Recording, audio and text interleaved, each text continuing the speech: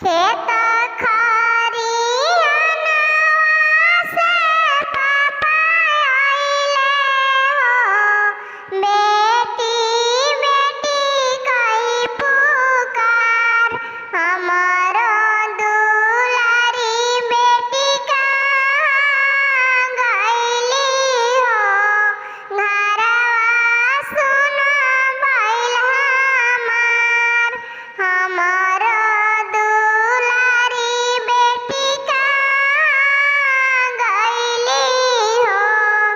घरवा सुना भइल हमार, अपना मोहल्ला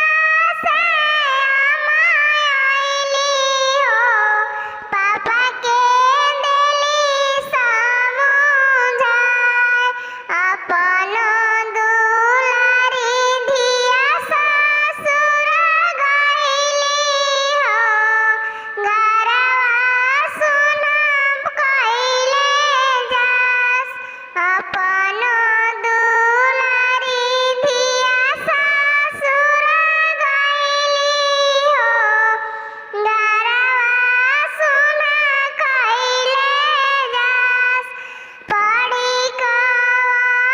कॉलेजिया से भैया आइली हो, दीदी दीदी कही पुकार, हमारो दुलारी दीदी कहाँ गइली हो, घरवा सुना कइले जास, अपना जे घरवा से भाभी निकलस हो,